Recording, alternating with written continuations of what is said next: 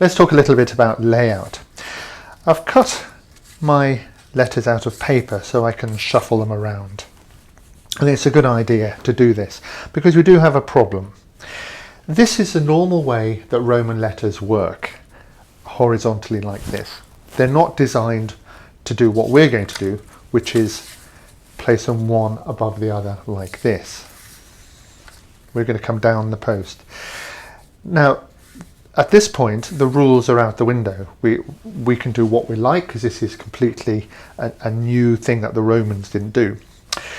So we could, for example, we could put them all symmetrically down the middle like this, so that there's a symmetry in the letter. But actually I find that very difficult to read. And what I think is a good idea is to make the brain do a little bit of work and move them across the post like this. This is just my way of doing it. And we have to work out how we want, for example, this T. Do we want it to be immediately above so that the uprights are in line, in the middle, to the side, or what? How do we want to play that? And that's entirely up to you. So you have to sort of work out where you think one might go in relationship to the other. And you can split words up, certainly, but the brain likes to be coming back and moving down like this. So arrange your letters in the wood like this on paper first. I'm actually going to glue the paper to the wood and carve through it, but whether you draw or not, I think it's a good idea to do this.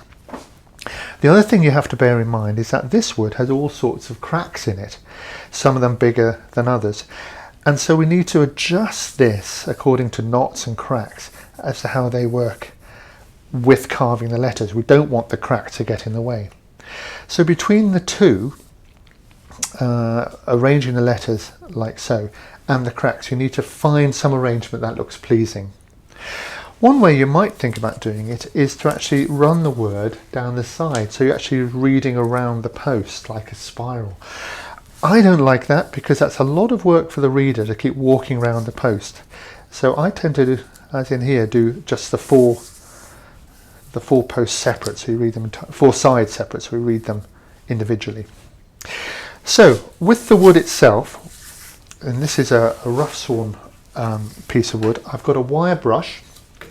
Brushed the whole surface, got any grit out, made sure it's well brushed, even vacuumed, because we don't want bits that'll affect the edge of the tool.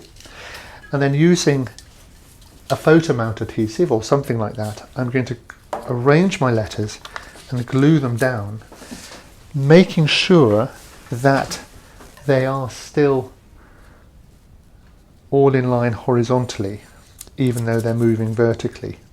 So I will check them before I glue them down. So that's my job, is to find some sort of nice arrangement and to glue these letters onto their four sides. This is a very big, heavy piece of wood. And I can't have it on my bench because it'd be too high. So I've made these trestles, and that lowers the surface to a height that I can get over and work at. I've spent some time arranging the letters. They're glued on firmly. So all that's left now is to start the carving. And as always, I'm going to start with the uprights. So I'll make the stab cut. And then follow that with my stop cuts. So all the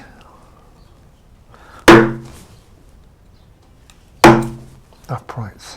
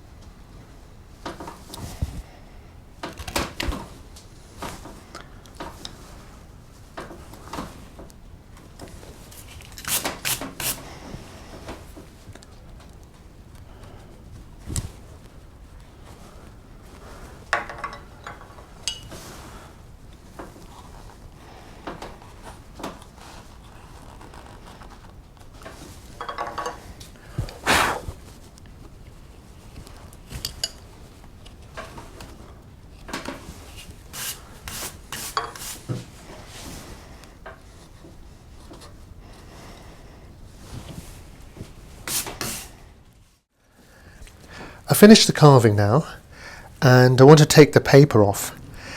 If I've used something like this, which is a low tack adhesive photo mount, then the paper should just come off quite readily like this. But sometimes it doesn't. Sometimes it's sticking down. I mean, this is very good. Sometimes it tears, and it's actually a lot more difficult to come away. If that happens, then the best thing to do is to use surgical spirit. This is a denatured alcohol, and what you would do is you would just brush a little on the paper, and I would test it on the wood first. I would get a little bit of sample wood again just to make sure that it doesn't stain, but it shouldn't.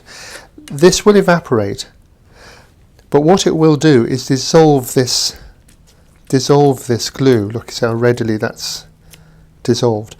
And so the paper will come off, then this will disappear, just evaporate, and leave the wood as it was. So,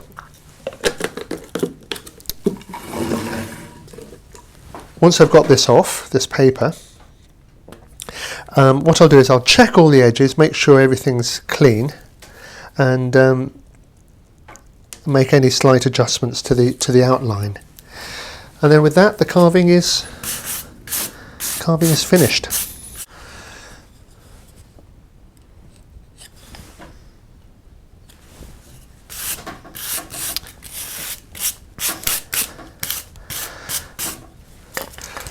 So that's all the letters finished. I'm going to chamfer the edge, and for that I'm going to use my plane like this. Mainly to give a little bit of a sort of line of light, but also to stop any splinters on the wood.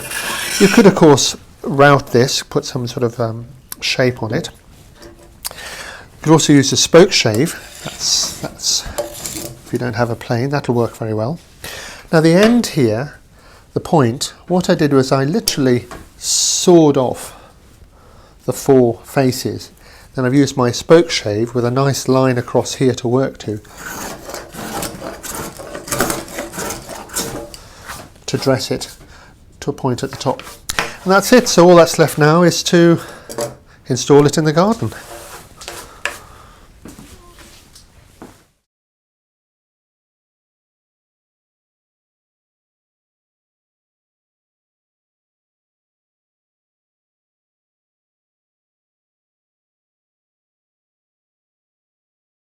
If you don't want to put the post directly into the ground, you can do what they've done here. You can see these are steel plates. They're 3/8 of an inch, 10 millimeters thick, and the post is bolted through from one side to the other. The plates themselves are encased in a concrete block in the ground, so they're well fixed, and the post of course is fixed to the plates.